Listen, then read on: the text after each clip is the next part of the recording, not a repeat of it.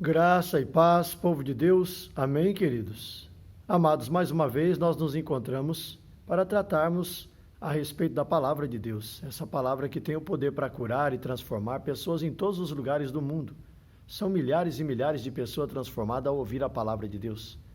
Quando elas colocam a palavra em seus corações, a palavra passa a transformá-los e mudar a sua história de uma vez para sempre. O importante é que essas pessoas, ao ouvirem a palavra, começam a praticar a verdade de Deus, então elas começam a ter êxito porque aplicaram a palavra. Essa é a realidade de todos aqueles que encontraram a palavra de Deus e puderam fazer dela um lugar de segurança, uma âncora firme em meio ao oceano da vida.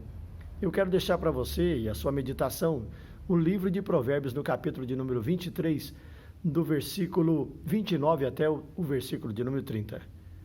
É uma expressão muito especial de Salomão ao escrever o livro de Provérbios, deixando estas coisas de reflexão para todos aqueles que puderem, por intermédio dessa palavra, encontrarem um lugar seguro. Ok?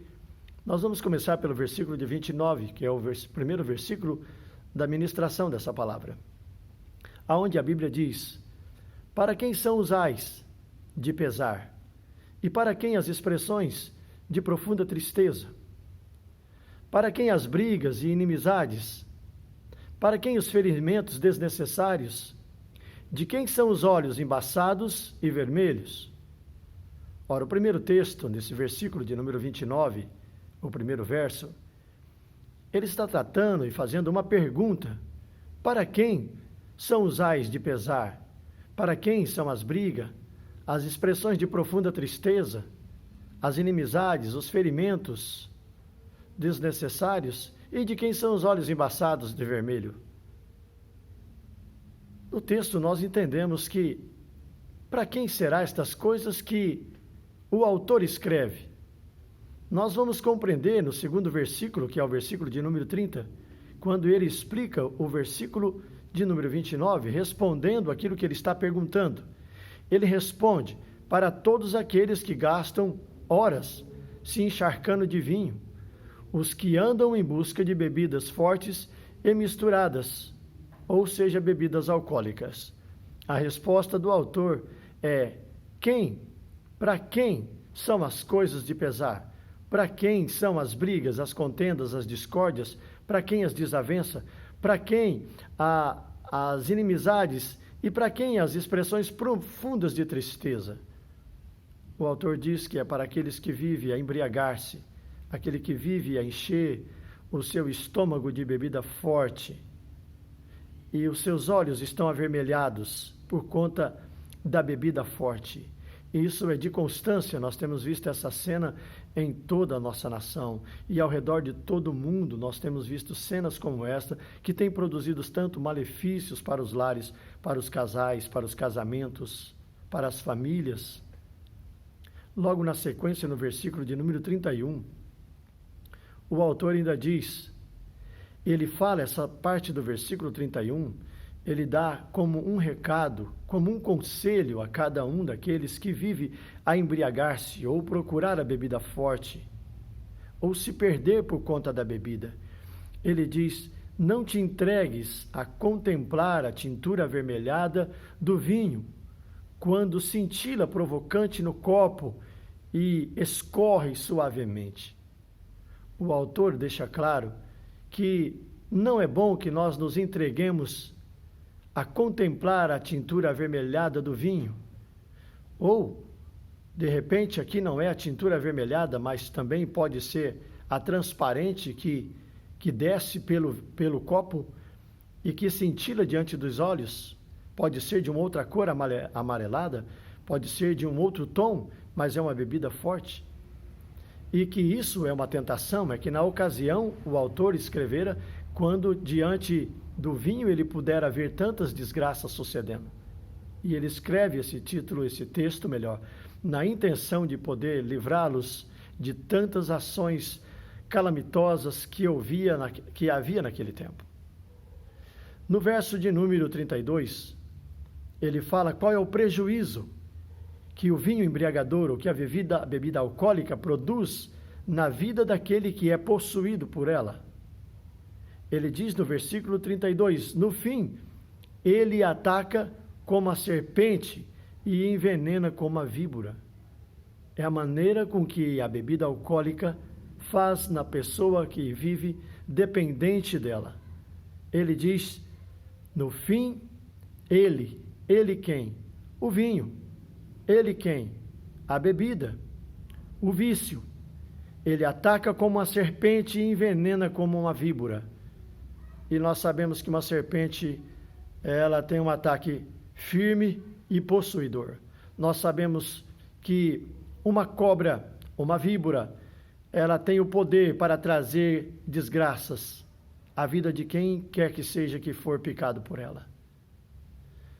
Nós olhamos para o texto de número 33 e ele fala qual é a maneira com que a pessoa se sente após ser picado por essa serpente, por essa víbora. Fala como a pessoa se sente no seu espírito ou na maneira dela ver as coisas. Diz no versículo 33, teus olhos verão coisas horríveis e tua mente entorpecida te fará dizer tolices.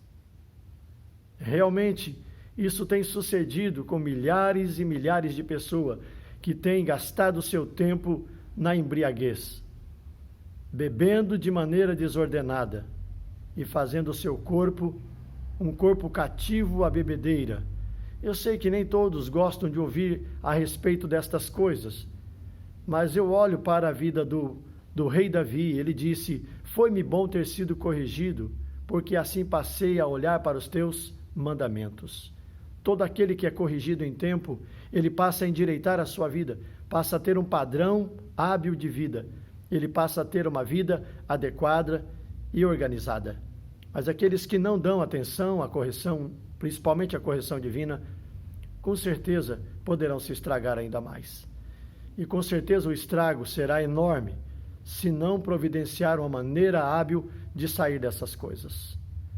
No versículo de número 34, o autor ainda continua dizendo, será como alguém que dorme no meio do mar agitado ou deita sobre as cordas de um alto mastro. Os dois lugares aqui que o autor relata, ou seja, alguém dormir no meio do mar agitado é uma barbaridade, mas é um lugar de muito risco e perigo. E dormir sobre as cordas também de um mastro é mais perigoso ainda. Esses dois lugares são lugares de risco para a pessoa. Ele quer dizer que a pessoa que está embriagada, ou a pessoa que vive possuída por um vício, e ela não colocou um freio nesse vício maldito, a pessoa com certeza está se expondo a um risco terrível, não somente ao toque da víbora, como ele fez menção nos versículos anteriores, mas também de estar colocando a sua vida como se colocasse essa pessoa a dormir em um navio ou em um barco em alto mar, debaixo de uma tempestade.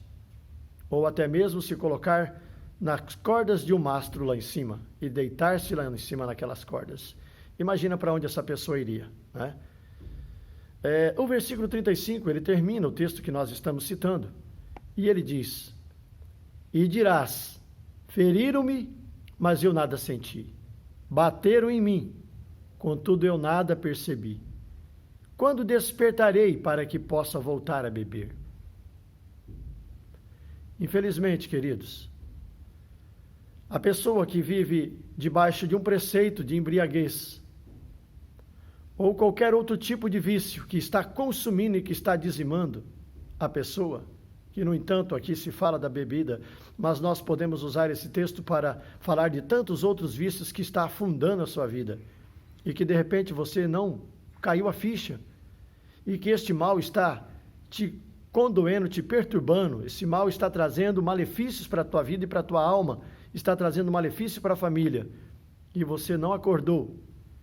O fim é um fim horrível e terrível, se não despertar em tempo. Pois o texto diz no versículo 35, e dirás, feriram-me, mas eu nada senti. Claro, a pessoa não vai sentir mais nada, porque ela está altamente embriagada, né? Está altamente seduzida pelo vício. Ela não vai sentir nada, porque ela está possuída por aquele vício, possuída pela paixão dessas coisas horríveis, que tem destruído lares, que tem destruído homens e mulheres, jovens e até mesmo os anciãos. Porque os vícios não escolhem idade. Não escolhe a idade. Aonde ele encontrar uma vazão, ele entra e faz toda sorte de desgraças naquela pessoa. Portanto, deixa claro o texto. Quando despertarei para que possa voltar a beber, ou seja, a insensatez continua na vida dessa pessoa, porque ela está ludibriada, está enganada, está com os olhos fechados para a verdade, está com o seu coração lacrado para não entender o que uma vida longe dos vícios poderia produzir de benefício e transformação. Um lar feliz, uma casa realizada, um pedacinho do céu na terra, junto à vida desse homem ou dessa mulher, ou desse jovem, ou da pessoa que está distante desses vícios malditos que tem disseminado por toda a face da terra e trazido grandes problemas. Queridos, quero deixar essa palavra ao teu espírito, medite nela, ela com certeza tem algo a lhe dar. Que Deus possa produzir algo mais ainda profundamente dentro de ti. Que Deus venha te guardar, te sustentar e te livrar do mal, das garras dos vícios, para que a tua vida possa ser grandemente agraciada, hoje, amanhã e sempre. Fique na paz, Deus te abençoe, para a glória de Deus. Amém.